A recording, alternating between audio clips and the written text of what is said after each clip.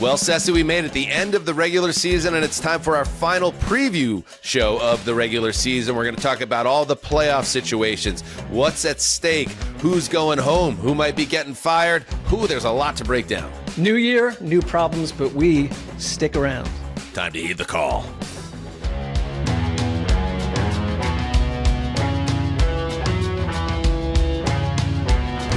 Hello, welcome to Heed the Call, an NFL podcast. Happy New Year. Taping this on New Year's Eve. It's like when I was growing up, I grew up right on the border, literally, of New York and New Jersey. And my old boyhood chum, Colin Lowney, his property actually had the dividing line. So you could stand half in New York and half in New Jersey. And I'll tell you what, in 1991, that was the height of feeling alive, baby. That's what you did on New Year's Eve back then. Dan Hanzus here with Marc Sessler, Conor Orr, Justin Graver on the ones and twos. Yes, Happy New Year to you boys. Happy New Year to Colin Lowney and everyone listening and watching right now. Hedonists unite in 26.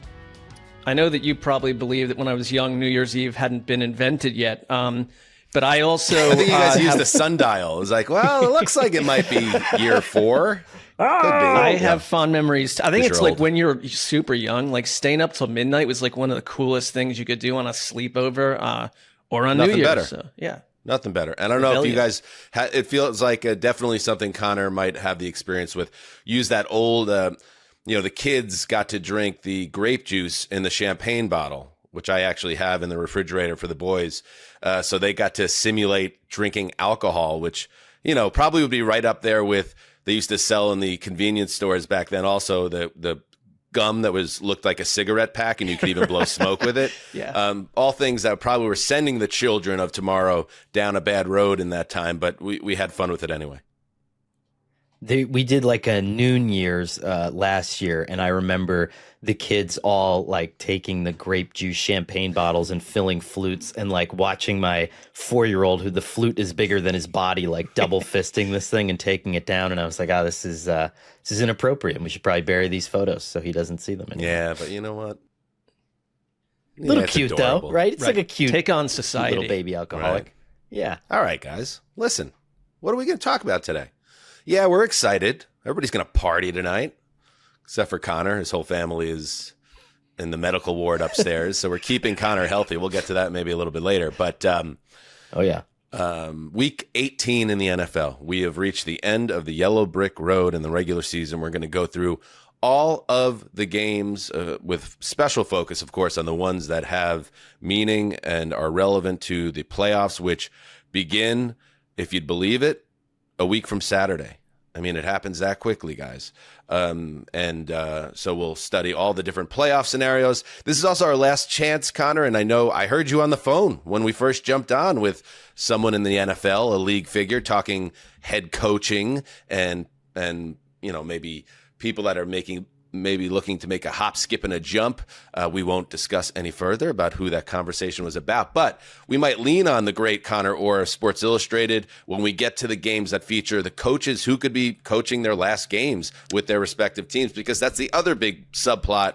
By the time we do our Sunday night show, Connor, there will already probably be a coach or two that have learned that they have lost their jobs, and then it becomes that somewhat grim but necessary reality in our league.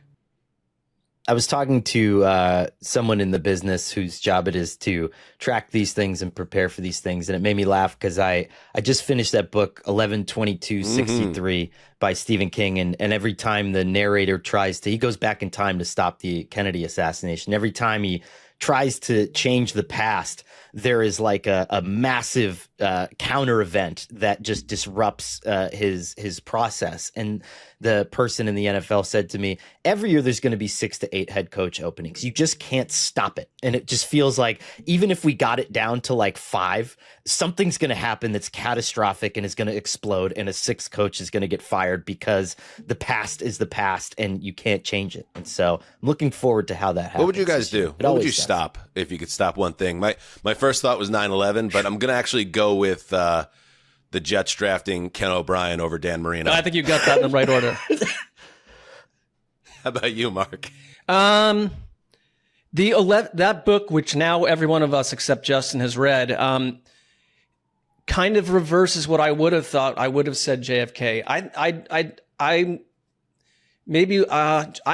struggle with this one. Vietnam War. Like, I don't think we needed to have the Vietnam War, which tore this country apart. Well, I think that was part of the butterfly effect of 11/22/63. I think that the idea of if Kennedy isn't shot, then maybe Vietnam doesn't become the quagmire that it was for our nation. Kennedy wanted to end the Vietnam War and the intelligence community, so they weren't loving that plan back then. They weren't loving. The first Irish Catholic president, John F. Kennedy, and Jack, my son, was named in part because of John Kennedy. Fun fact. Yes, Justin. I will say the Mavs trading Luka Doncic. Recency bias, sure, but that's what I'm picking. Selfish as can be. Nobody's going Holocaust, huh? I'm going to go Holocaust. Good pick. That's a good pick. Good value pick there. Right. That's a good deal. Yeah. I mean, how did that? You know what's funny though? Like, I was joking about the Jets, but Justin is actually serious about that would be his move. He absolutely is. Yeah. Mark, you got to stop Deshaun Watson. You got to do everything you can. You got to go into that old diner and jump in the portal and stop it. That's a competitive number. Keep Baker. That's a competitive pick right there to the Vietnam War. Keep Baker Mayfield on the Cleveland fucking Browns. Yeah. It was perfect. Anyway, all right. Without further ado, let's get into it. Apologize if you're hearing a little background noise. My neighbor chooses this exact time to mow the lawn. And there's literally no. What am I going to do? Go out there and be like, "Excuse me, sir, I'm recording a podcast." Well, you could do what Justin did when his lawn was getting mowed, but that's a tough sitch. But right, what did Justin do again? Remind me. Oh, another man mowed his lawn. I went outside. That's right. You never let another man mow your lawn, Justin. What are you doing, sir? And he goes, "I'm so sorry. I'm so sorry. This is the wrong house." It's like, okay, no worries. You just cut my grass. You got to punch him in the fucking mouth. No, yeah. I said I don't have to mow the grass this week. I'll do it next week. I think he was quietly attempting to demonstrate value to Jessica. Absolutely. And you should have popped him in the mouth and then thrown him off the curb. 100%. Never mow another man's lawn. True detective. Seems extreme. Kingpin, isn't it? Jump to violence. Okay. Isn't it true detective? Matt McConaughey is caught. He mows Woody Harrelson's lawn because he's kind of cozying up to Woody Harrelson's wife. We're going to get into football in a minute here, but we played that clip on this show the last time we talked about this, which was like a year ago. And this is a bit of a 1990s pop culture mind freak. But the Farrelly brothers, who directed the eternally underrated comedy with Woody Harrelson and Randy Quaid and Bill Murray, Kingpin, Roger Clemens in a cameo. Beats the shit out of Roy Munson for something involving another man's woman, and then he says, "You don't mow another man's lawn. You don't mow another guy's lawn." That was 96. True Detective was what, 2011? Anyway, let's focus. Yeah. Week 18 in the NFL. Let's start with the Saturday games because big implications, obviously. Let's go in time order. In honor of Connor's JFK book. Number 16, Carolina Panthers, 8-8. At number 20, Tampa Bay Buccaneers, 7-9. Those are our power rankings, the power rankings of record. So obviously, this is a game for the NFC South. It's a playoff game. We talked about it on Monday. The Panthers win this game, and that's it. They wrap the NFC South. They are the division winner, and they will host a home game against the number 5 seed next week, probably on Saturday, probably in the early window. If they lose, if the Buccaneers manage to win this game, and then they get a little help on Sunday, that help being, Mark? The Falcons need to lose. The Falcons need to New lose Orleans, to New the Orleans. hottest team in the South. So a Bucs win with a Saints win gets the Bucs in the playoffs. Those are the stakes. Fowler, Orlovsky, and Riddick on the call. Christ. Connor, your thoughts on this one? Well, you talk about change and what could happen as a result of this. I don't know that Bowles may necessarily be the big domino here. Certainly Grizzard is going to be someone that people talk about. And you can say it's unfair because the defense has probably regressed even harder than the offense has. But all of it's just completely fallen off the table. And for a first-year coordinator to have lost such an edge in efficiency over the course of that many games is stunning to me. And Carolina's defense is good, man. I mean, we talked about this last week. They gave it to Seattle. If J.C. Horn holds on to a pick, we're talking about this game. Now, correct me if I'm wrong. This was always going to be a win and in. If Carolina won last week, would this still have been a win and in situation? No, they could have clinched. If they won last week, they would have locked it in. Then we would have been talking about this game being meaningless. I think if J.C. Horn holds on to that pick early in the game and then a face mask doesn't happen, I mean, talk about a butterfly effect. But it's like, I think that Carolina's defense is that good. They're playing that well right now. And all it takes is Buccaneers to fold against the run again, like they have, and this thing's over. Yeah, and I think Baker Mayfield is not healthy right now. He battles through everything, but he's dealing with a shoulder injury, a knee injury.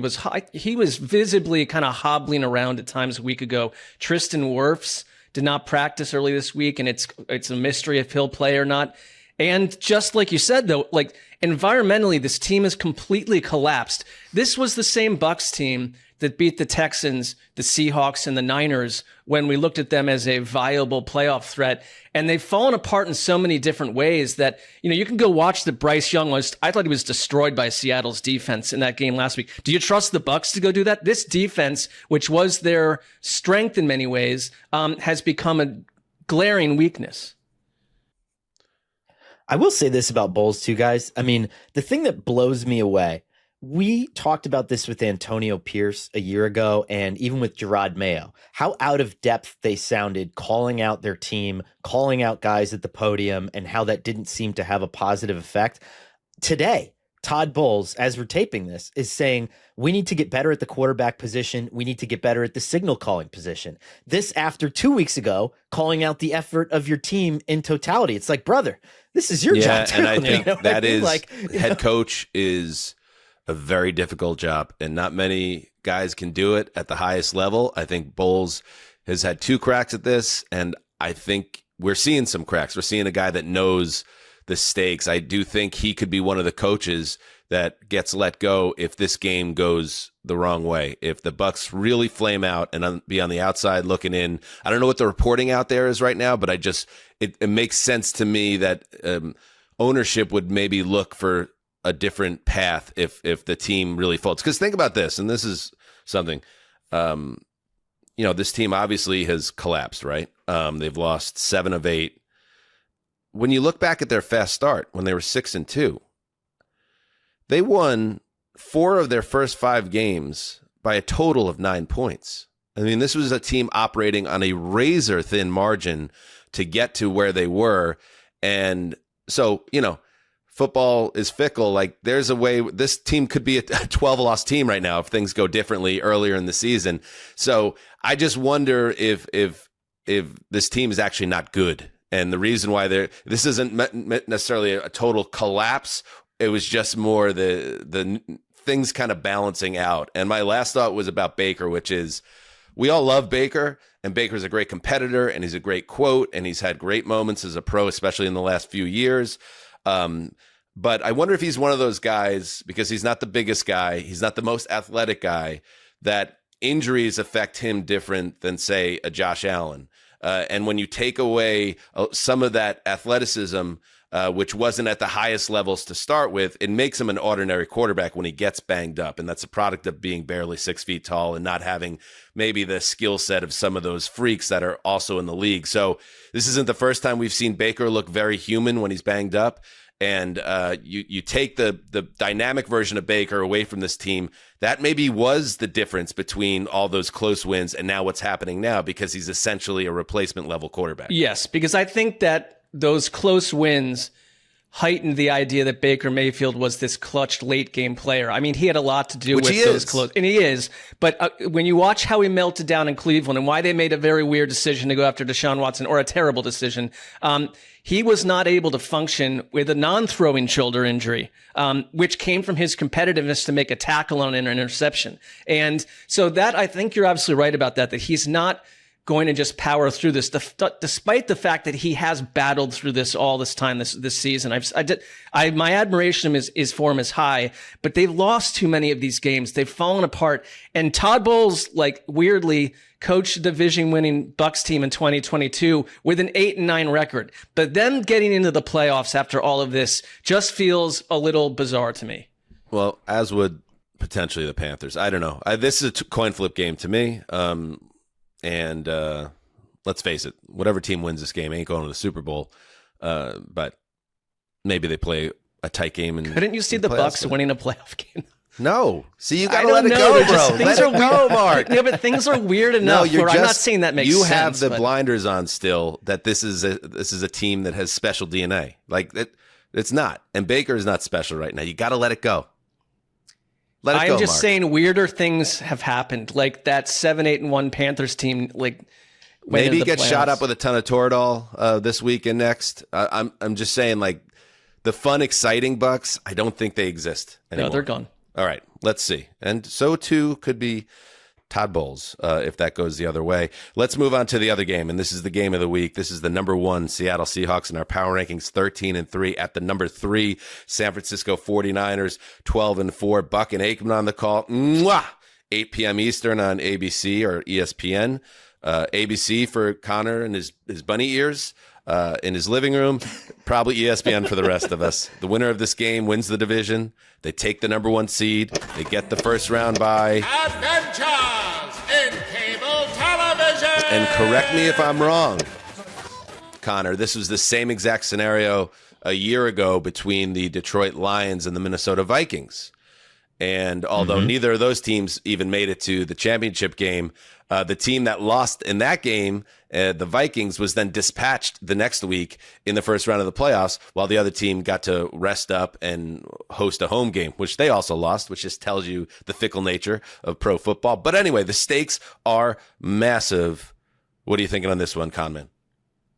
Well, when you get into a game like this, and I think last year is instructive, when both of these coaching staffs are so good and they're going to empty their clip on your weakness, it really does hose you for the following week in the playoffs. And that's what we saw with Sam Darnold and the Vikings, where their inability to protect Darnold on the interior and the way that they were able to rush him and all that stuff and beat up that offense, it carried over right into the following week, and Chris Shula basically carbon copied that game plan and used the same thing against Minnesota. This will happen with whoever wins this Seahawks and 49ers game, and it's so fascinating, right? Because it's Clint Kubiak from the 49ers tree. Like, this is everybody knowing each other so well, and the edge is so finite. That first game at the beginning of the season was so close. It's going to come down to that one thing, but whatever you expose yourself with is going to end up being such a glaring Achilles heel in that next round of the playoffs. That Niners team won that week 1 matchup, which feels like the Mesozoic era at this point, 17-13, but they did have Nick Bosa. They had Fred Warner back then, and they were just generally all their injury issues. But I don't feel it's fair entirely. You can't bemoan this too much, but you have them finishing a wild game against the Bears late Monday night, and then they have to turn around and play on Saturday. And the Niners right now, I think this is one game where you've got to monitor what happens with their key players. Trent Williams got a hamstring injury, what he's called the first hamstring injury he's had in his entire career at the beginning of that Bears game, has a chance to play, but it's not sure that he will. Christian McCaffrey has been dealing with a back injury for weeks, and he tweaked it again in that same Bears game. And George Kittle, it sounds like George Kittle will play. But these are key figures that get one less extra day in the biggest game of the season and against the most confounding defense in the league. So it's a lot to put on Brock Purdy if those guys are missing. Yeah, McCaffrey's stiff back, Shanahan said, was something that he battled it bad against the Titans in Week 15, was very sore after Sunday night's game against the Bears. He said stiffened up in that game against the Bears. That back is something you don't mess around with. But McCaffrey says it's nothing serious. You mentioned Williams tweaking his hamstring the first play, trying to chase down a pick six. Imagine losing your future Hall of Fame left tackle or seeing him banged up trying to chase down a cornerback on a pick six. But that's what happens when a 37-year-old tries to do that. We'll see what his status is. And yeah, Kittle's return, and that's great that he's practicing, is a great sign. But their offense, not that they don't need George Kittle, but you saw how they were able to just keep humming, including at the tight end position with, who's it, Tongas? Yeah. Played well. Yeah, they're just so dynamic. So I expect San Francisco to be able to move the ball even against this very good Seattle defense. We saw the Rams do it with ease a couple of weeks ago. The question to me, and it always is, right, is Darnold. Like, how does Darnold respond in this type of game? Now, the difference between, because Darnold is the one common denominator between this play for all the marbles Week 18 game and last year's, because he was, of course, the quarterback of the Vikings. In that case, it was Aaron Glenn who got the Jets head coaching job, sliding doors moment, because of what was kind of painted as a masterpiece at the time, with a defense that was missing a ton of guys in Detroit, and they just cooked up Darnold. I think it's interesting to note that the San Francisco defense is coming off a horrific game and is down guys, just like that Detroit defense last year. And now it's Robert Saleh getting the chance, and he was the former Jets head coach who was essentially replaced by Aaron Glenn. Saleh could maybe... Then Rich Kotite got a chance. Exactly. Saleh has an opportunity here to mint his resume for another shot at a head coaching job by beating up on Sam Darnold again. So, and I'm trying to think, did Darnold and Saleh cross paths with the Jets? Did he coach? There's so many things to break down here, but at the end of the day, my head's spinning right now. At the end of the day, Darnold has to be able to rein in the mistake plays that have killed him in these big spots. And Connor, like, against this San Francisco team, you're cooked. If you give them short fields, this game is going to get ugly in a hurry. So Darnold has to be the very best version of himself. And as reductive as it might seem, he is the key to me in this game, which version of Sam Darnold shows up.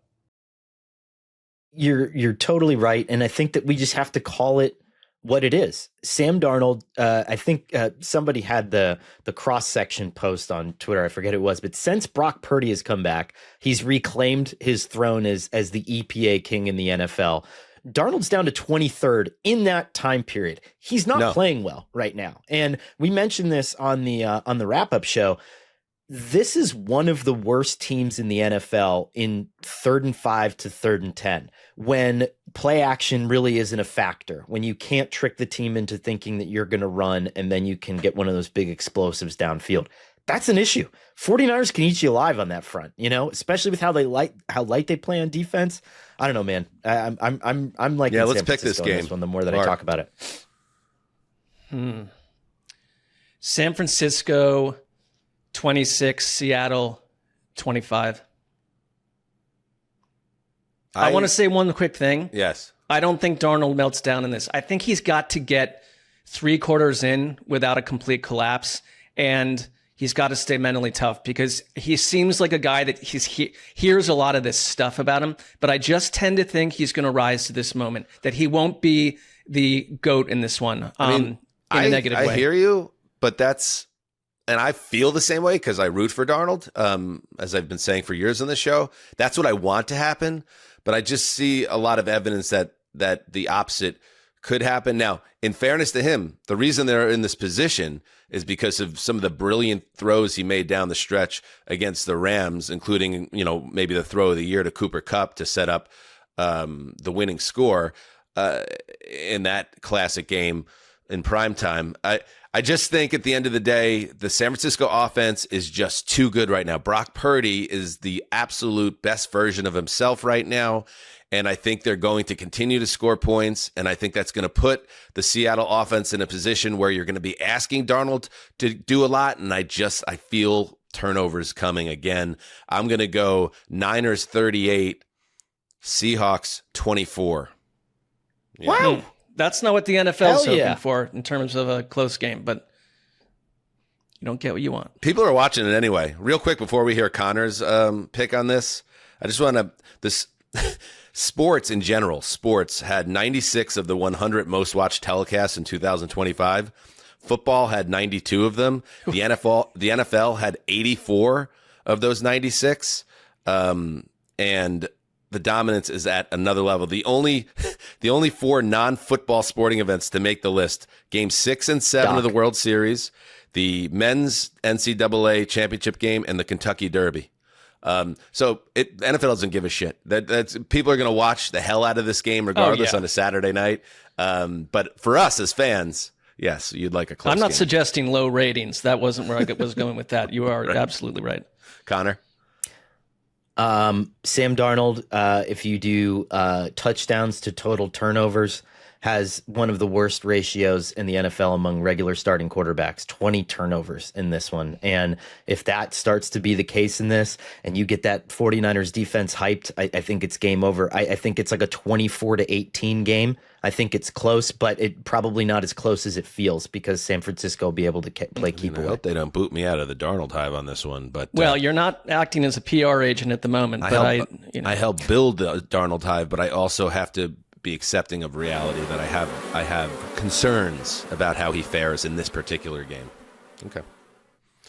Somebody's coming after me. Let's take a break, and when we get back, we dig deeper into Week 18, the primetime games.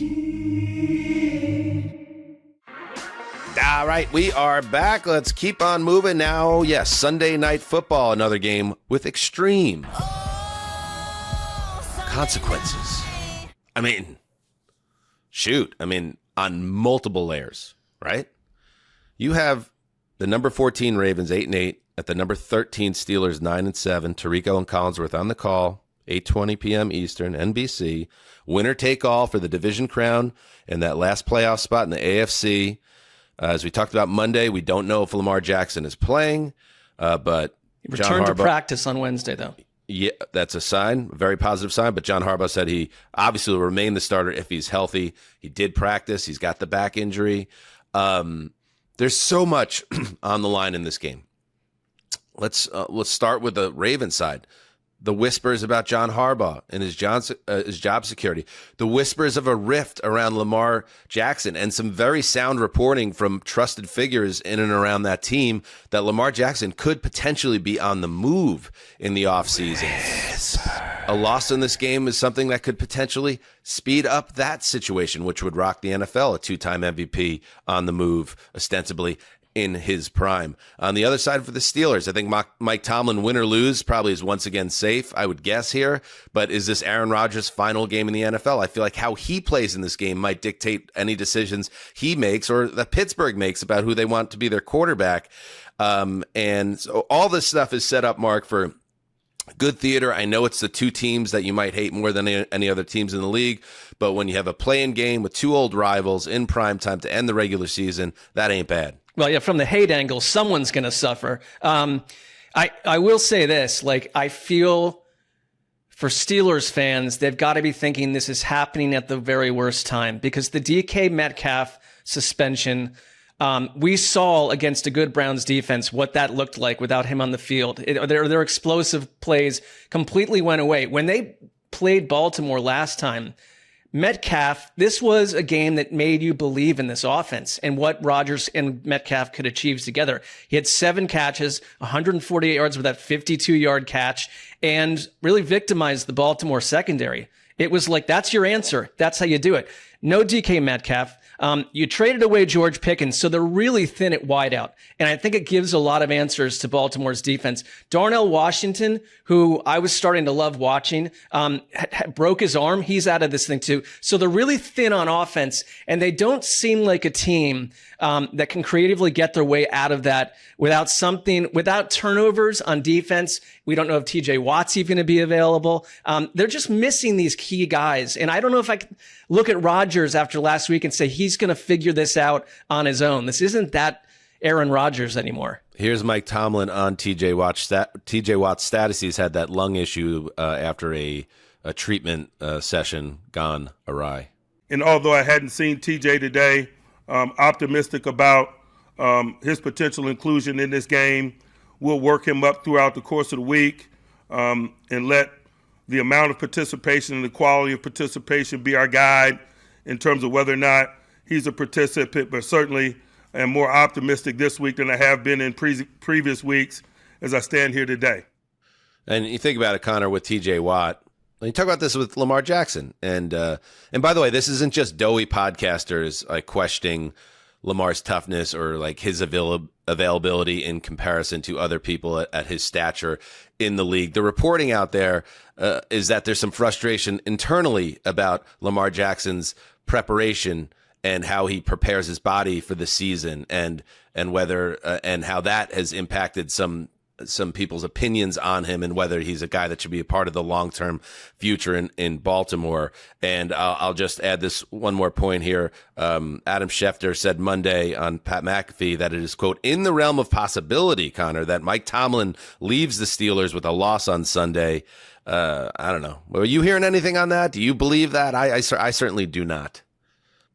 So Tomlin was sort of in the same branch of when I was asking around about Zach Taylor a couple weeks ago, where they said certainly it's something that people in the NFL are keeping their eye on, but it would be incredibly out of character. And I think the Bengals have kind of buttoned that up. I really expect Zach Taylor to be safe and to be back next year. With Tomlin in particular, I think the change would be more of a mutual parting of ways. Tomlin doing media for a year and essentially doing kind of a backdoor Sean Payton type maneuver into another place, another team. He would emerge as a very strong candidate, I think, in the following market, and I think would be of interest to a lot of college teams too.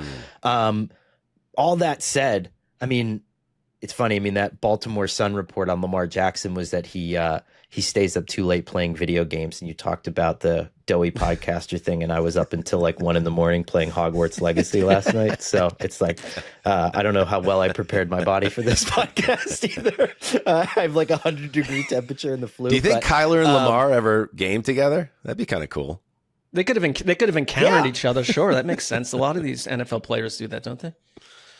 I don't know, man. But yeah, I mean, I think that really what this game comes down to, and I think one of you guys addressed it a couple minutes ago, Tomlin showed his cards with everything the way that it was against Cleveland. He doesn't trust this offense to move the ball in critical situations. He wasn't going for it. He was just praying for one of those big Shador turnovers. And he's going to do that again against Baltimore without DK Metcalf. But part of me hopes, guys, like, and I don't know if this is crazy, but I want the NFL to reverse course and reduce the suspension, because we know that guy is a fucking creep that agitated him. Like, now we have all the evidence in the press conference and the videos. Let DK Metcalf I kind of thought play they this like game. The Ravens will go nuts if they do that. But yeah, they won't. They can't, do because it, they already though. Who gives he a already shit? had the appeal and they made their decision. But it's like that was a message, obviously, to the players. Like, don't even think of doing this stuff because we're going to take away $500,000 and bang your team in the biggest of all spots. So they made an example of Metcalf. And I don't know, as much as I agree with you that it's kind of annoying because everyone wants the best version of both these teams in this big primetime game that ends the season. Like, it is what it is. And when we get to Stephon Diggs, it's like, tell me why Stephon Diggs should be playing right now when he is accused of assaulting a woman in his home, whereas DK Metcalf, I'm not making any excuses for his behavior, but he just takes a swipe at a jackass that's what hastens that stuff? Him. Video, like 200%. The fact that it was caught on tape. Yes, and that's I mean, we can go back. We can go all the way back to the NFL putting its head in the sand on Ray Rice until they had to act when the elevator video surfaced. Like, I get all that, but like what Stephon Diggs, a noted, ass, is accused of is way worse. A violent act against a woman in the privacy of his own home over a monetary I'm a great guy. Disagreement. I'm actually a great guy. Yeah, I don't think you are. I don't know about that one. Is to me a much more serious situation than what happened there. But yes. It is wild to think that blue-haired fan in Detroit, if the Steelers got their butts wiped here, and let's say Aaron Rodgers decides to hang it up and Mike Tomlin decides to go to do television for a year, versus they had DK and they won and everyone wants to run it back no matter what happens in the playoffs. Like, that fan has a little bit too much power. He becomes a hugely consequential figure in the history of the National Football League. And that's annoying. Insane. That is annoying. So annoying. All right. That's another coin flip game to me. I don't know. Does anybody have a strong feeling how that turns out? Like, I'd like to say that I feel like the Ravens will win it, but I don't know who the quarterback is. And the Ravens have also disappointed enough this year where they could always lay an egg. It's in Pittsburgh. Yeah. It's like, flip a coin for me. I think it's Ravens, man. I mean, the one thing that Baltimore's, you could say their Achilles heel right now is their pass defense, and Pittsburgh does not have an explosive passing offense to take advantage of it. They just don't. And I think that Baltimore's Achilles heel will be masked in this game, and they'll be able to run most of it. I just go from recency maybe on this one with how they looked a week ago on the ground with Derrick Henry too. Like if you can do 3/4 of that and you hold the Steelers to 13 points, you win. Yes, Justin. Sneaky, very interesting component to this game. And if you hate this, I'll cut it out in post. If the Ravens make the playoffs, the Titans get, instead of a 5th round pick, a 4th round pick from Baltimore. So go Ravens! What's wrong with you? Why did we save that until the end of the preview? Yes, Connor. This is one of my favorite occurrences in the NFL when there's a very serious injury. Lamar Jackson will be wearing a flak jacket on Sunday. Don't you love flak jacket games? Come on the field. Let's go. Says Doughy Podcaster. Flak jacket. Get on the field. Yeah. Christ. Doughy.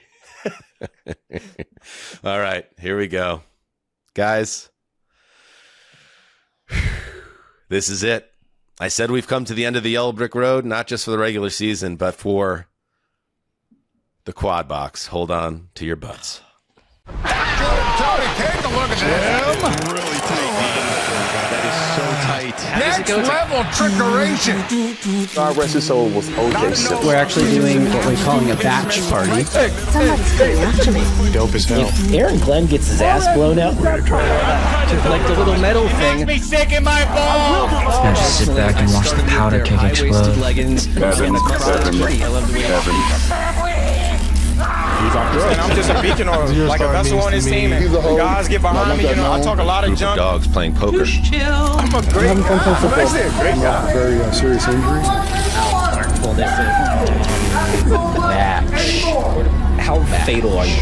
But to smash your human body. Human body. Good for you. This team is DTF. Put on your socks and tune in your block. Super tight. Of course, the mythical Pike Taken. Jack Crystal Blue. Get Brooklyn.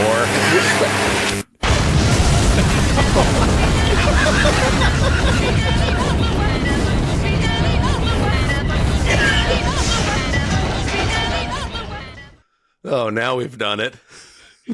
What was happening at the very end sound-wise? Sounded like a devil's chant. What was happening? There's a lot happening, Sess Dog. Well, it just felt very satanic in the final 4 or 5 seconds of like children screaming something devilish. I don't know. Was that Guy Fawkes in there? Shit. That was wild. You have to watch it on YouTube if you're just an audio listener. You really do. The end of that sent me into, I went to laugh instinctively, but turned into such a violent coughing fit that I had to take myself off the screen. I honestly don't feel safe right now. Because I think we've done and broken the universe. That was over 60 seconds, by the way. For the good of society, if we even survive what just happened, we got to put the quad box on the shelf till next September. I think it's the only way to. I think it would be irresponsible to bring the quad box back. We're toying with the fates, and we have been for a couple of weeks, but especially today. I guess the question is: does it come back in its 60-second form in September, or do we have to we begin a new journey? Wipe it. I think we got to wipe it for honestly. We are threatening to tear a hole in the very fabric of the universe here, and I think it's important that we hit a reset button after that. I think you're right. All right. All right, it's time to build a quad box somehow. Focus up, everybody. Mark, get us going. Okay, selfishly, and I feel like this is not, I could get violated or violation here, not violated, hopefully, but I'm going Browns at Bengals, okay? It's the last time for Myles Garrett to get this record done. And now it's not Aaron Rodgers on his target. It's Joe Burrow, who appears. All right, sell me on this, Mark, because I have to say, as a non-Browns fan, I have kind of lost interest after the third week of this conversation. Sell me, baby. I had this weird premonition that these two teams may be dumb enough to flip coaches in the offseason. There is a lot of other speculation. Jesus Christ. if the Browns fired Stefanski to hire literally Zach Taylor, like, I feel as a Jets fan, I'm ready to walk off the plank right now. I mean, if that happens, that's not actually being reported, is it? There is reporting out there that Jeremy Fowler is, and this just sounds like it came from an agent or Kevin Stefanski's side, that talking about him being a perfect fit for the Giants. And I do wonder if this is Stefanski's final game, if it could wind up being Zach Taylor's. I know with Zach Taylor, they're suggesting that's not going to happen.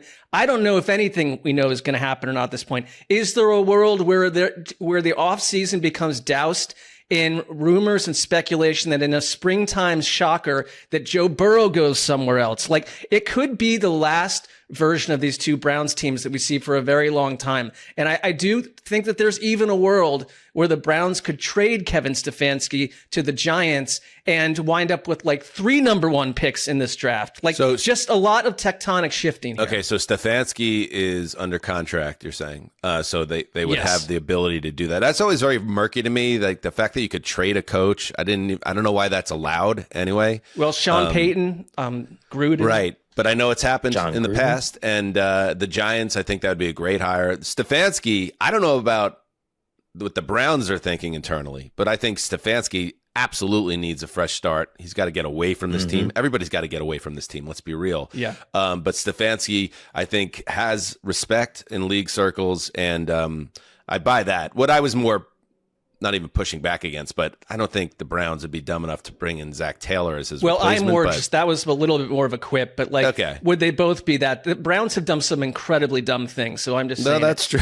That is true too. And serious, like, again, if I was a Browns fan, I'd be hyper fixated on the Myles Garrett thing, and it would be extremely frustrating, but also extremely Cleveland for this guy to be sitting at 22 with 3 games to go and then not getting a sack after. What did he have? He had like 12 and a half over a 4-week straight space or something before that. I know sacks tend to come in bunches. Like, I could see him getting shut out. I could see him also having 3 or 4 in this game, which would be cool because we want to give the sack record its full dignity back. And yes, I understand there are people out there that have reached out to me. It's like, no, the sack record already has its dignity back because TJ Watt tied Michael Strahan. No, we need to erase Michael Strahan from the record book. That is what gives the record its dignity back, and hopefully it happens for the sake of Browns fans and Marc Sessler. Myles Garrett, not so much. I'm not the biggest Garrett guy, but what we're talking about here is the record book and f- Michael Strahan. Purity. Yes. Wow. Interesting take from Mr. Lawrence Taylor's a god over there. But, I mean, what? Well, Lawrence Taylor was a god. What does that have to do with it? Just the erasure of record books when we were so passionate about we are, but the thing is, I believe that records, especially the big ones like sacks, should have their sanctity, and we don't need to go down the road of what Michael Strahan and Brett Favre conspired to do, the biggest tragedy of 2001. I'll wait for it. It was a good 9/11 joke, but whatever. Okay, you guys aren't at my level. There's nothing I can do about that. All right, let's move on.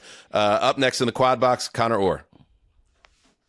All right, this is a pretty high pick. I went back and I don't think I've picked second or first since I blew up at Justin, and I know that was sort of part of everyone's little right. And also, game. it helps you that. Mark led with a 4-12 versus 6-10, so you're really in a good spot. Well, we will discover that there aren't like a ton of hidden gems in this lineup, but we will forge on. There's no question. I'm going Packer. The number 12 Packers at the number 17 Vikings. Spiro Didi's special. One of my guys, just a great underrated human being. McCarthy might play. Are you suggesting that there are some places where Spiro Ditas is villainized and not seen as a good person? Well, I think about Spiro a lot because he's like me. Everywhere that I've gone, you have to climb up from the bottom. And I know that like CBS takes the absolute worst game every week and is like, hey, Spiro, go to New Mexico and call this game, because no one gives a shit, and I think that when he gets the chance to step up to the plate, right, here's a ticket and coach and an old suitcase. Head for the border, Spiro, and come back if you can. But JJ McCarthy might play in this game. This could be Brian Flores' last game. The Vikings could finish this season with a winning record. It's insane. Yes, based it is. on just everything they've gone through. And so I think there's a lot to watch. Justin, when we did our over-unders, I had the Vikings. I thought I was dead. Was it 9.5 or 8.5? Do you remember? Maybe you could look into that. I will have to look into that, but I think by it the might have end been of this 9.5. game preview. Yeah, I think I'll it was get it to you. 9.5. I think I'm banged. Just like on the Colts, I almost ended up getting that via a miracle, but they cleared the 7.5 bar, so I'm banged there too. We'll check in on all that next week, and we'll also find out if Mark went 0-4 again, which I'm really excited to see. Big pressure on Sessdog in the old over/under competition. Would you be surprised to know that I have no idea who I picked? No, I am certainly not surprised to know that. Yes, I think the Packers, like you said, locked into the number 7 seed. LaFleur said after Saturday's loss to the Ravens that Jordan Love will resume starting over Malik Willis when healthy, but he declined to confirm whether the team would rest any players during for the Vikings game. Love is still in the protocols. We record this on Wednesday, but it's practice, so he could return this week if the Packers want to play their starters. I don't see any reason why you would. They're locked into the 7th spot. And also Malik Willis. I feel like if I'm Malik Willis, call me crazy. And just this is the crazy thing about the NFL. Malik Willis, a total afterthought, right? A year ago or a couple of years ago. And now he's played so well in Love's absence that he's going to get a job to be a starting quarterback, and he's going to get a good amount of money you would expect on the open market from some team dying for any type of competency. I almost wouldn't want to play if I'm Malik Willis. Like I'm good. Like it's like the guy at the blackjack table that hits blackjack 3 times and then wins 6 hands in a row and is like, I'm getting off this table because I know this is going to turn. But he might end up playing in this game, obviously.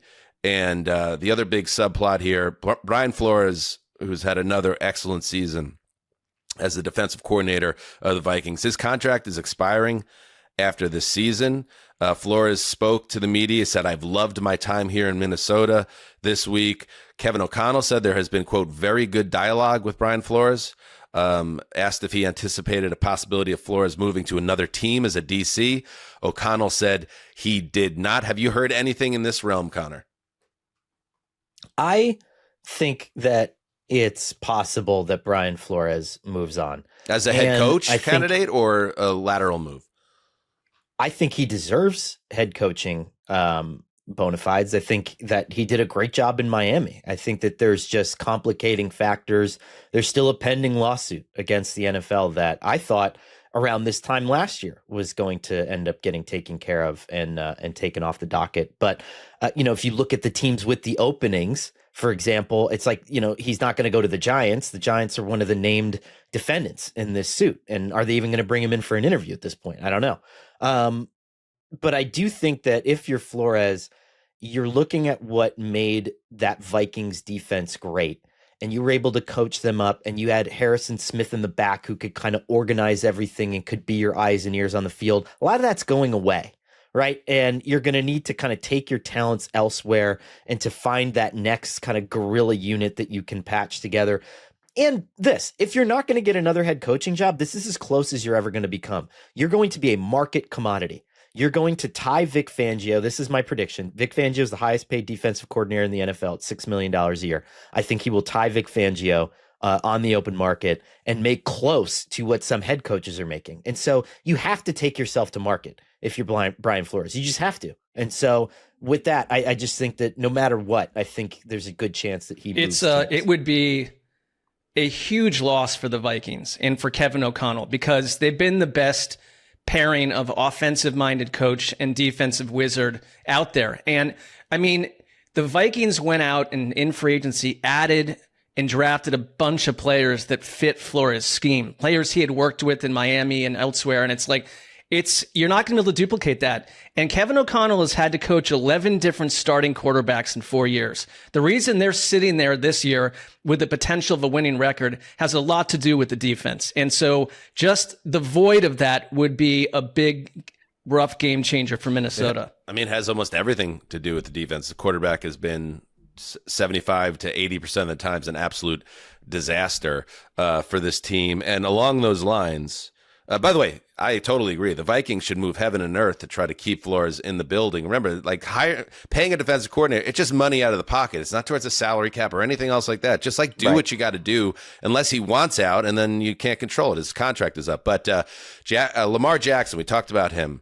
The Athletics' Mike Sando revealed that a, quote, prominent agent told him about the Ravens superstar quarterback. The biggest story of the offseason is going to be Lamar. That is going to be crazy. And then that same agent revealed to Sando, who wrote, the agent loved Minnesota as an under-the-radar destination. The Vikings would send J.J. McCarthy to Baltimore as part of the deal, giving both QBs a fresh start. Whoa. J.J. McCarthy would go and be reunited with a Harbaugh, but not the one he played with at Michigan. So some of this strikes me as like just fantasy by an agent throwing it together. But at the same time, Lamar's not going to Minnesota. Another reason why keep Flores, keep the arguably the best DC in the league. You are one quarterback away. Lamar would obviously qualify, but it doesn't even have to be Lamar Jackson to Minnesota being right back in the mix in the NFC if they can just get quarterback under control with KOC making the play calls on one side and Flores on the other side.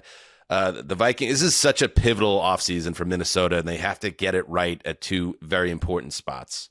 It's not a great sign when J.J. McCarthy needs a fresh start after like 9 active games or whatever it's been. 9. Sure. 9. All right, next up in the quad box, I'll go with, I want to go 9.5, by the way. What? Vikings win total. Dang. Screw you, Sessler. Well, I'm looking off the record here, like what I picked, and it is a disaster. All right, just hold your thought. Come on, Theodore Sessler. We'll get to it next week. It is a nuclear war. That is delicious to hear. Okay, here we go. The number 24 Colts 8-8 at the number 8 Texans 11-5. We got some things going for us here in the quad box. One, Iron Eagle and JJ Watt on the call. And here's a prediction. I'll go with a media prediction for next year. CBS bites hard and says, you know what? We're doing it. We're demoting Tony Romo to 2, and we're bumping Watt up to 1 with Nance.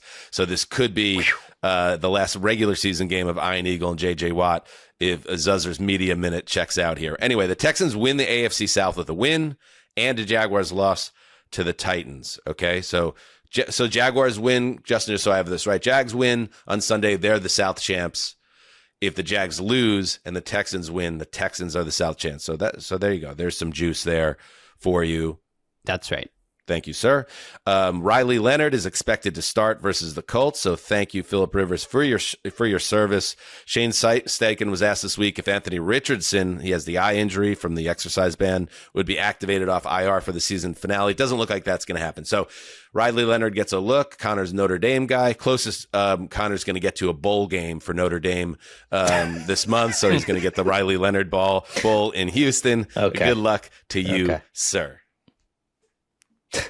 I mean, felt we're not playing in a bowl but, game this year because you didn't treat us fair. We're the Fighting Irish. That's the voice and the cadence of that collective Notre Dame group. Think of that, the Fighting Leprechaun on Connor's shirt right now. That's the way he talks. That's not. We're the way taking he our talks ball at and we're all. going home. That's where he's running Not how on he that sounds shirt, at all. Connor. Rugged. And it would be fine if he sounded that way, by the way. But I put the Riley Leonard thing in the same bucket. And I remember this was a drum I was banging at the beginning of the season, and we can tie the thread back to this Packers-Vikings game. There should be more 2-quarterback offenses in the NFL, especially when that other one is so adept at running a run-first offense. Like Riley Leonard had like 18 rushing touchdowns at his senior year at Notre Dame. They ran essentially like a modified Army offense with him at quarterback.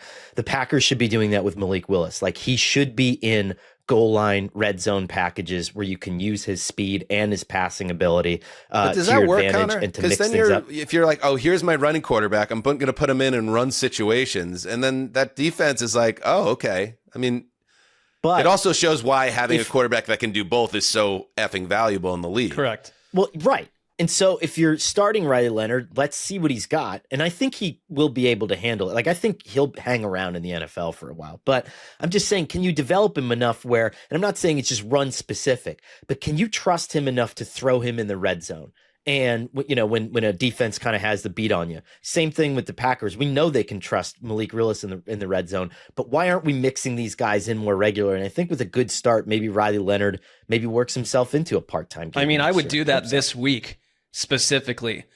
Have multiple people running the ball about 46 times. I don't know what you're expecting to see when you want to get a look at Riley Leonard against a Houston defense that has a lot to play for, everything to play for, and kind of feels like Street Fighter 2 to me when they get their groove on. So it's a tough spot. It would have been a tough spot for Phillip Rivers, and it's a tough spot for Riley Leonard. It's just like this defense can eat anyone up. All right. Finally, Justin, close out the quad box. All right.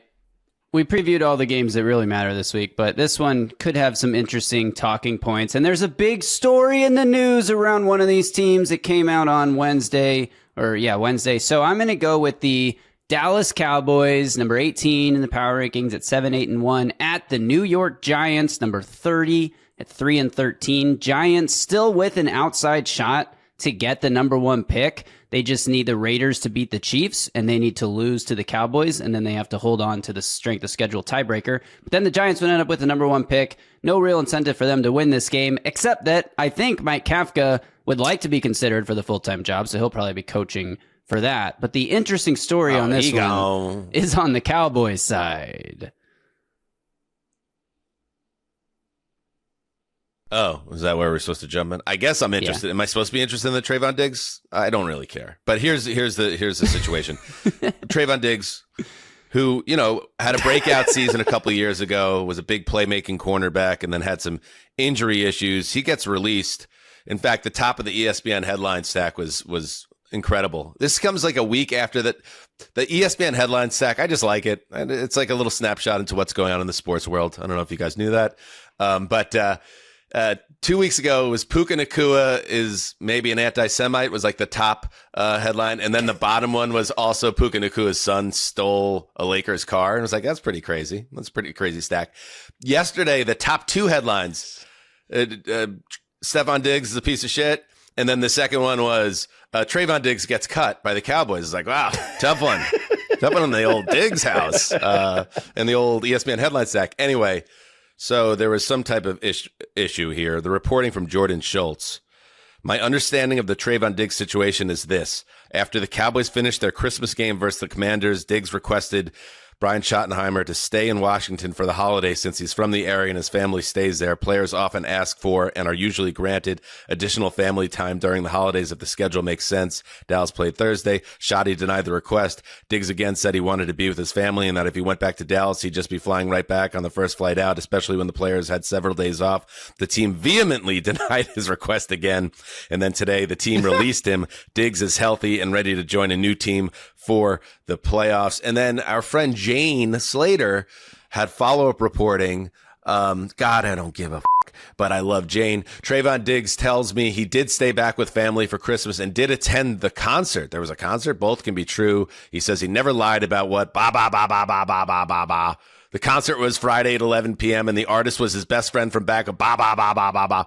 Here's what I think happened here, Connor. The Cowboys were sick of Trayvon Diggs' shit. They were unhappy with how he's rehabbed previous injuries. I think they actually rescinded some guaranteed money because they didn't like how he was comporting himself as a professional. And then with no guaranteed money due to him after this season, they were already sick of his shit. He kept on pushing this item and then disobeyed them. And they were like, we're done with this guy. And this shit happens in the NFL when you're no longer deemed to be an impact player, which obviously the Cowboys were looking to go in a different direction. Anyway, your thoughts? We'll address that in a second. I'm going to kind of go near 40s white for a second and just note that this was a Shy Glizzy concert. I didn't know. And Ant Glizzy, I guess, has something to do with this. And he's a former associate of Shy Glizzy. And then that's how all this came to light. Was Mark, you writing this down? Of Ant and Shy Glizzy. Yeah, I'm transcribing this.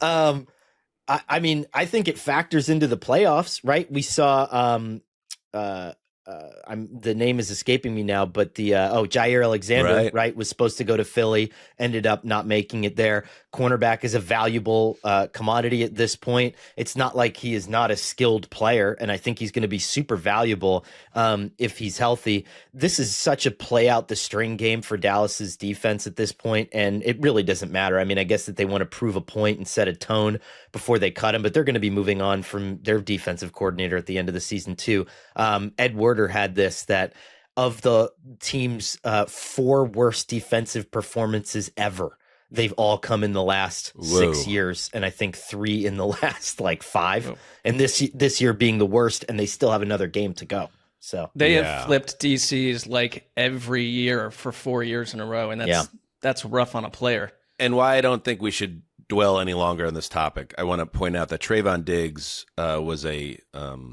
played with his hair on fire at the beginning of his Cowboys tenure. In 2021, he finished that year with 11 interceptions and 2 pick sixes. But that was 2021, and that's before he blew out his knee and had other issues going on. So any team that picks him up, who knows?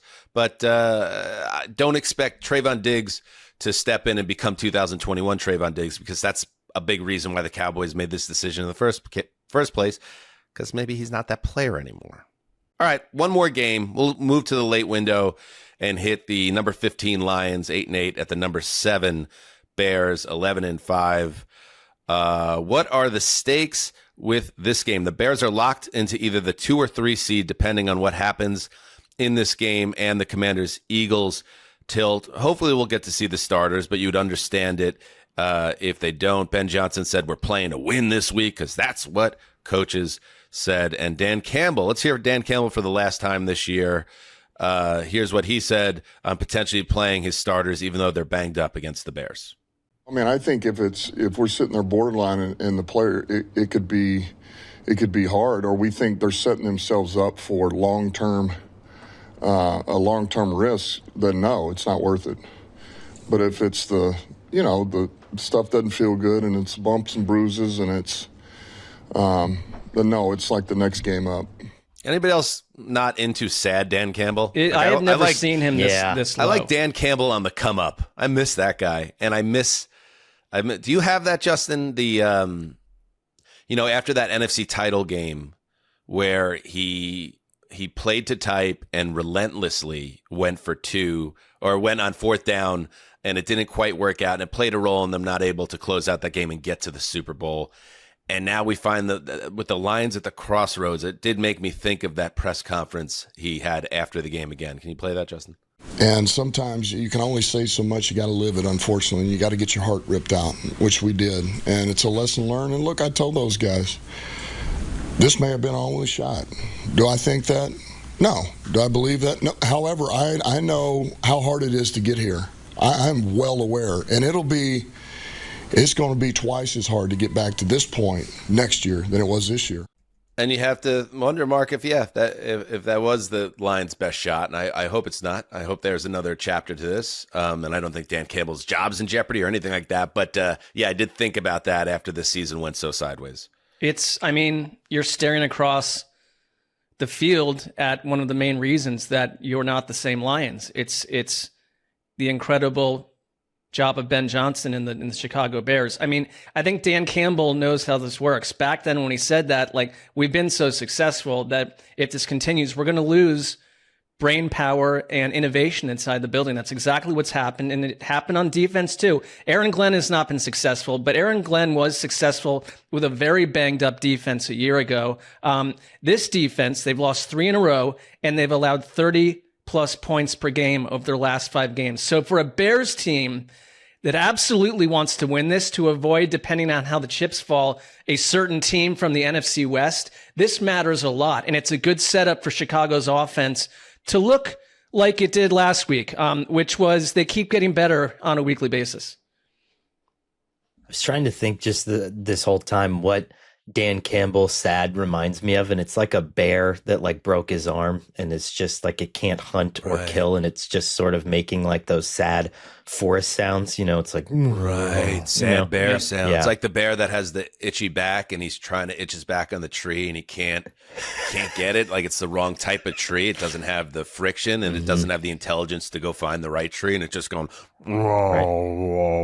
He's got his hand in a pot of honey. It's all sticky. All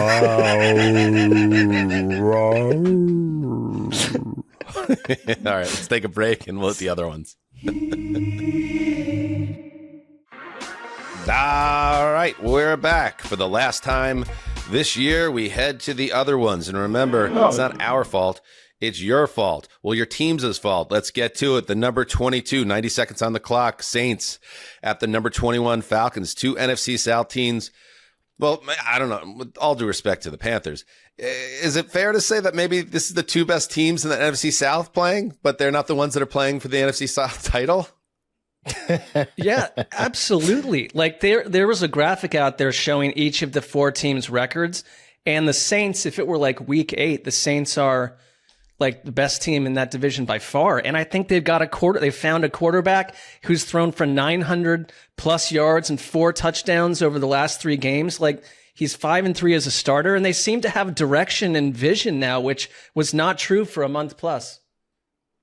Now, maybe Shuck wouldn't have been ready at the end of the beginning of the season. I thought Spencer Rattler actually played pretty well, but I mean, you start playing the what if game, and what if he had started at the beginning of the season and the Saints pick up like 1 or 2 more wins than they have now? We're talking about Kellen Moore going to the playoffs in his first season as an NFL head coach, which is wild. It's a bad team. And a reminder, Moore.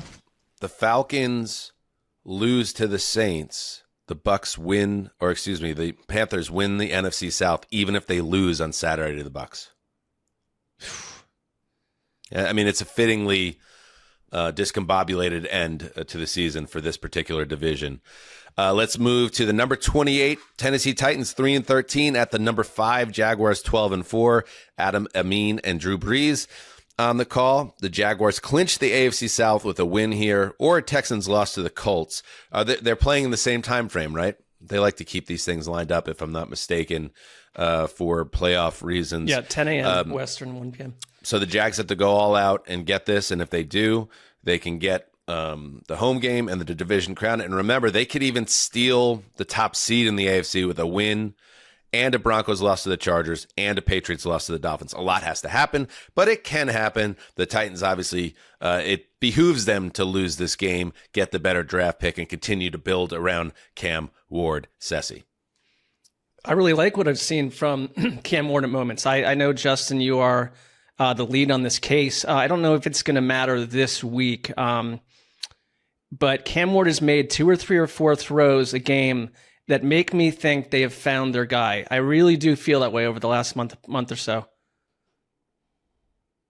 I'm just, I don't know. At this point, I'm so in the let's just get them to hire a head coach. You know what I mean? Like, this is not to be like Mark about this one, but it's just like, all right, let's get on to who's coaching this team next year. You know, I'm like ready. To say on the Cam Jaguars, Ward said, "Oh boy." Cam Ward said on Sunday night, the best thing about this team is that we all know change is coming. That's what he said was the best thing about this team. So. 0 star, baby. Every one of their asses is getting fired. Sorry, Jaguars fans. Just didn't have time to get in that analysis at the end on the team. All right, let's move on to the number 11 Chargers, 11-5 at the Denver Broncos, number 6 in the power rankings at 13-3. Nance and Romo on the call. The Broncos clinch the number 1 seed with a win or a Patriots loss and a Jaguars loss. As discussed Monday, the Chargers will be resting their players. So this game loses, obviously, a lot of its allure as a result. Connor. This, I think, can be the coronation of Broncos are going to end up 14-3 probably after this game, and then you go into the head coaching cycle with Vance Joseph being probably your most interesting second chance veteran coaching candidate, has taken this team to new heights this year. And as much as you could say about Brian Flores, you could say about Vance Joseph kind of taking Sean Payton and tying him to his hip and pulling him through. So interested to see if they can maybe put a stamp on it with a very emphatic, maybe a goose egg there to pad the with stats. all due respect to Vance Joseph and Raheem Morris and people like that, with the possible exception of Brian Flores, I don't want same thing with Robert Saleh. I don't want a retread defensive coordinator if I'm looking at how the league operates and how teams are successful, and give me the up and coming play caller with some buzz around him. Versus losing the play caller 2 years into the regime. Instead of going with the retread DC who already failed once, and I know failure isn't always about the coach, it's the surroundings and the organization where he was, but I don't know. I think Vance is doing a great job in Denver, and the Broncos would be better off if he was there, and he might be better off too next year. All right, up next, the number 25 Chiefs, 6-10 at the number 32 Raiders. Chris Lewis and Kyle Long on the call for CBS. All right. Ooh, the Raiders clinched the number 1 pick with the loss, and they will get their quarterback of the future, obviously, whomever that may be. The Chiefs are currently picking 9th. They win this game, they could fall to 13th. So there are stakes there from the draft pick side of things.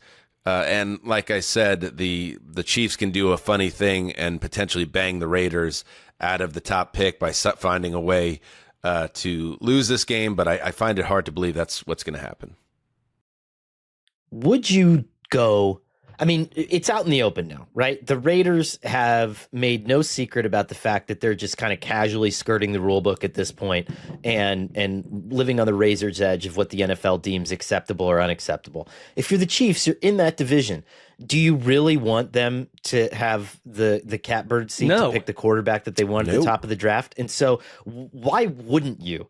If you're Andy Reid, you're not going anywhere, and who cares, right? They're leaving their hometown anyway. They've already disappointed these people enough. Just go out and take a knee, Waterboy style, 35 times and lose this game completely on purpose and say to the Raiders, you guys are doing it, so we're going to do it too. In a draft that appears to have one major quarterback figure, you don't hand that to your division. And I actually think they are 100%. Beyond critique if they did exactly what you said, because we are talking about the next 10, 12 years of that quarterback. Beyond critique is strong. Because it'll be critiqued, but I think anyone would get it, though. I'd get it. 40 to 60,000 people that paid money to watch a professional football game, and not to be overly earnest like James Garfield in Death by Lightning, but I mean, you should play the game the right way. Just disguise it.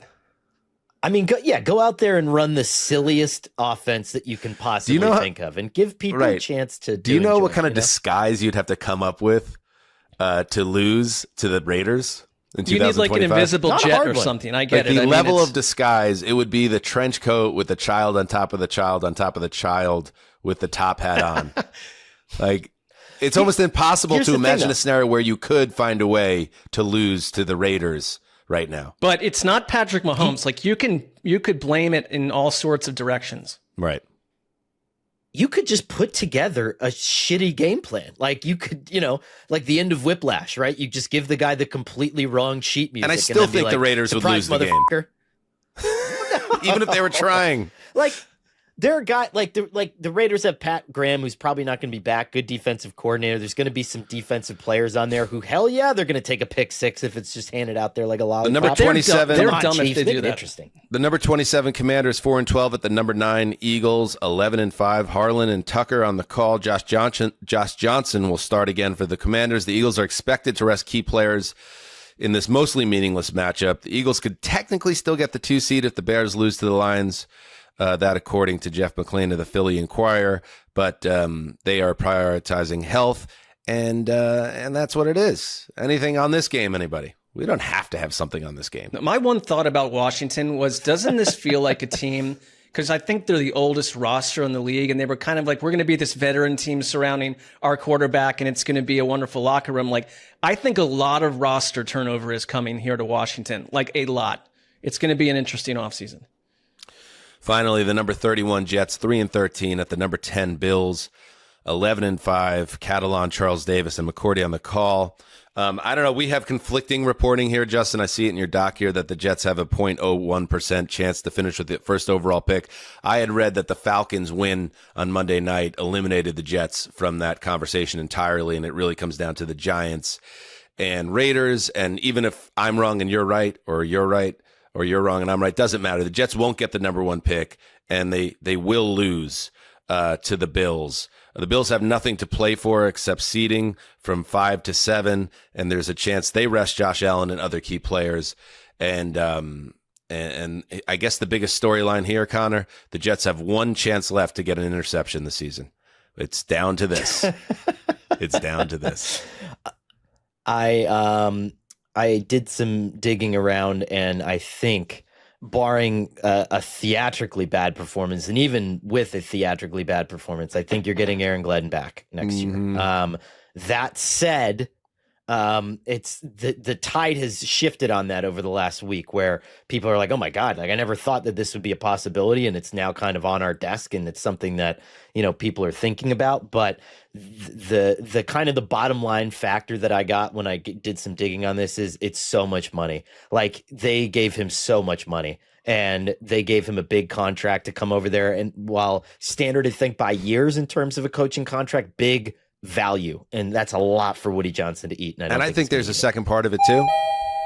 If there was a Mike Vrabel or some type of home run guy that they could convince themselves could be a culture changer, I think maybe they would be like, shit, maybe we will bite down hard and eat the money.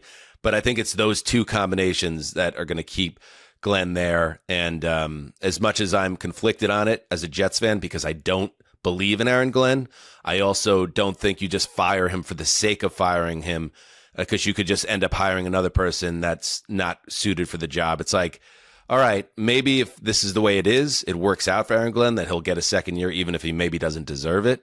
And you could work on the rest of the roster and address the coach down the line. It's imperfect, but sometimes that's life. And my last note about the Jets, I've been a diehard Jets fan for 35 years now.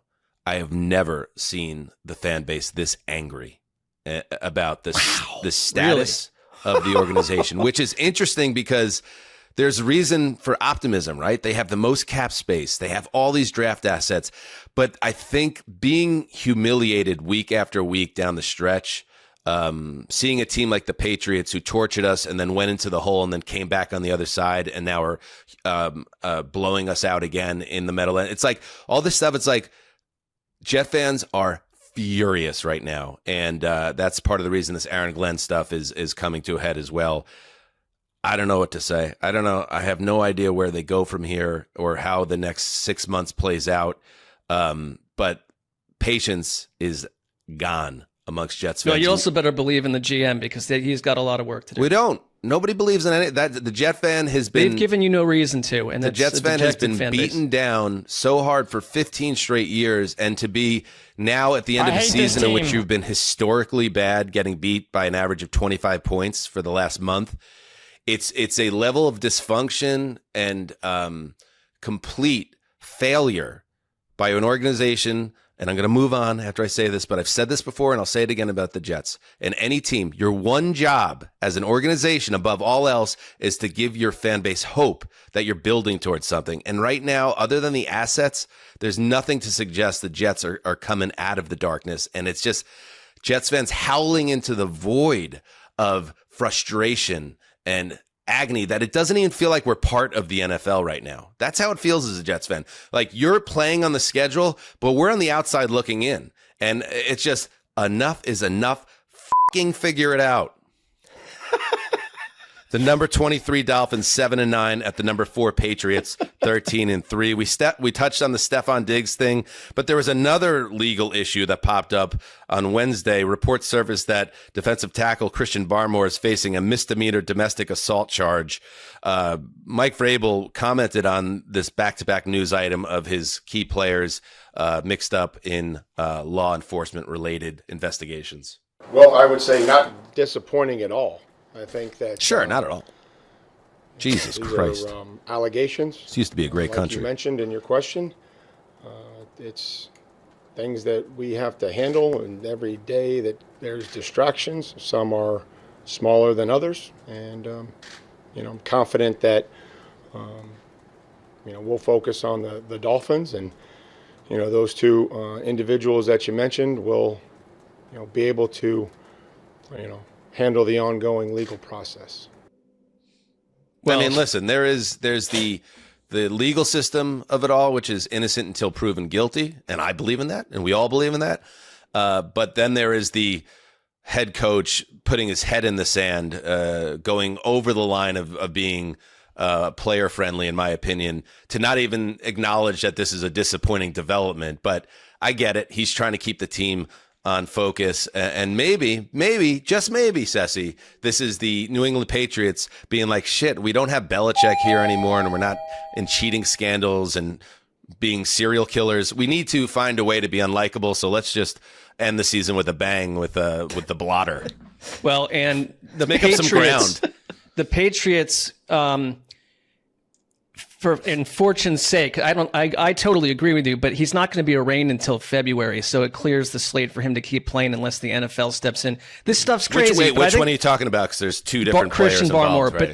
but there is like, I would imagine, a playbook for how most coaches are to speak of a legal issue like this. Like, I'm not going to get wound up about Vrabel, but it kind of just says that if you're a good player, you're going to get treated differently than someone else. If you want to stay in Washington to go to a concert and hang out with your friends on Christmas, and you're not playing well, you're out of here. You do this, we're not disappointed in you. I mean, it's total hypocrisy. 2 notes.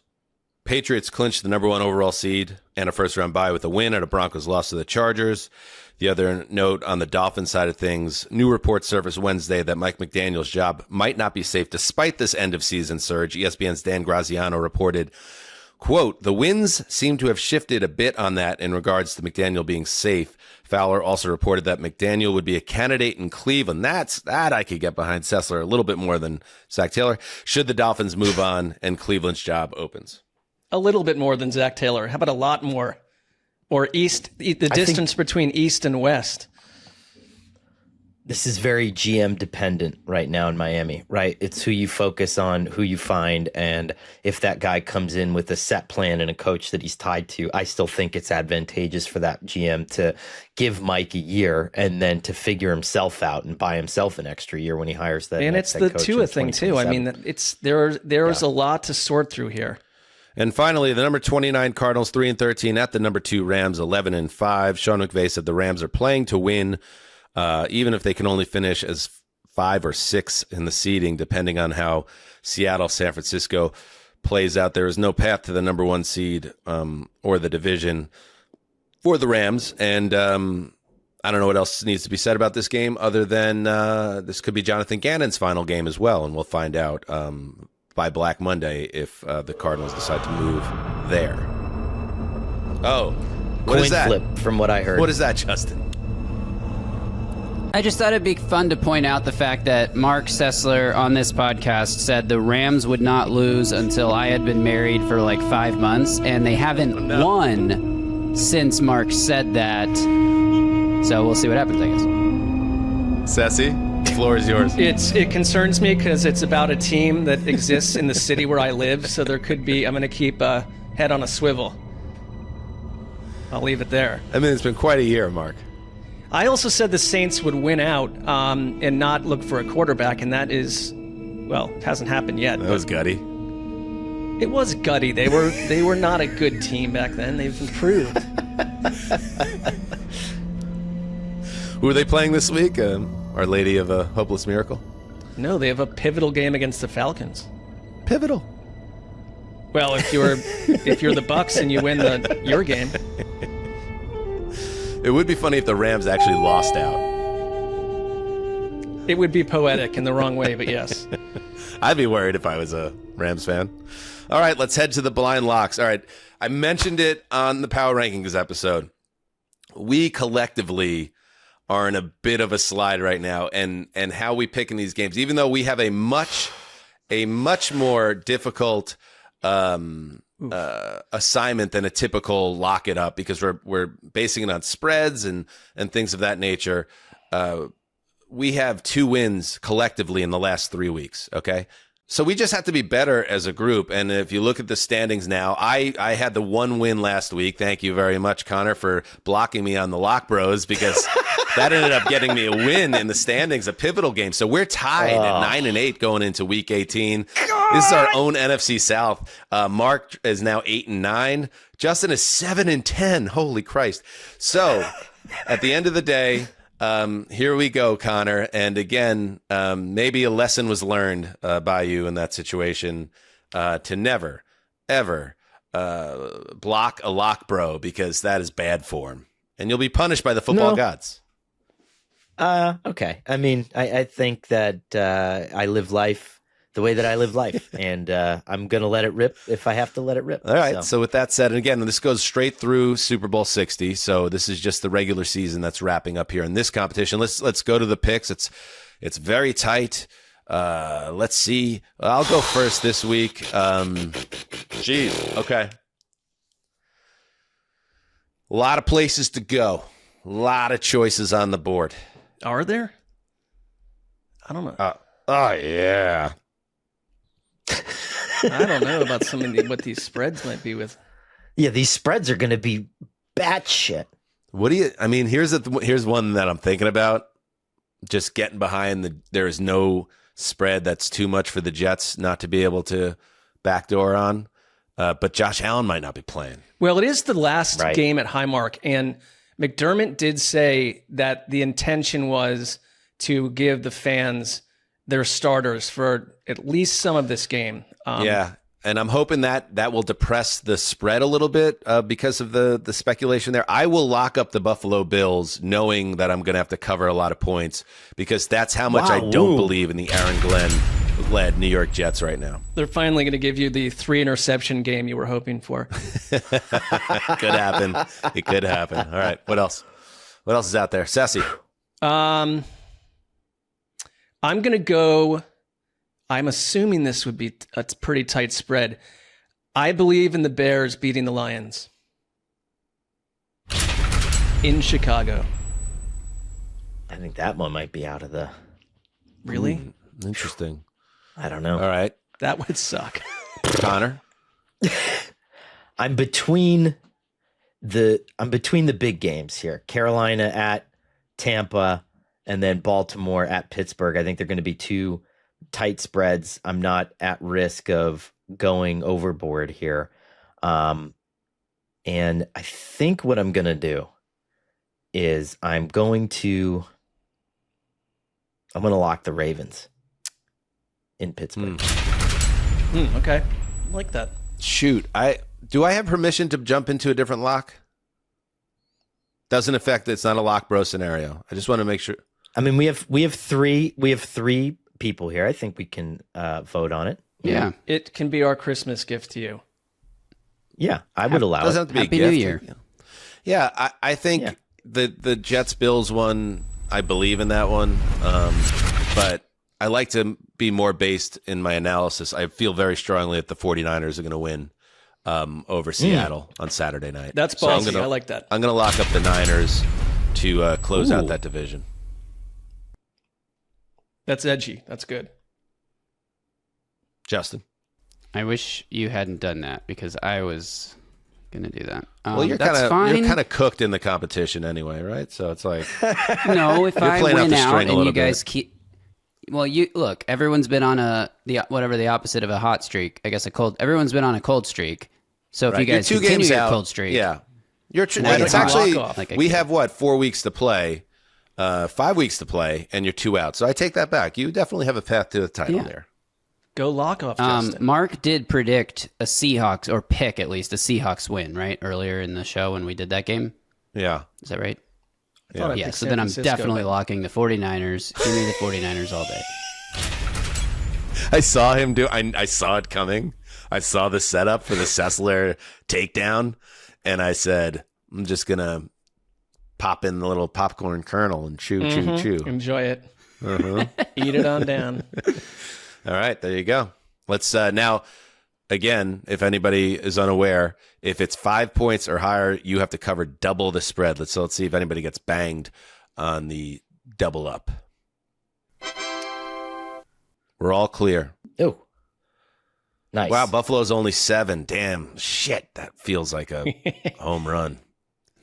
Jets are not keeping that within 14. You can't go back. I like this one.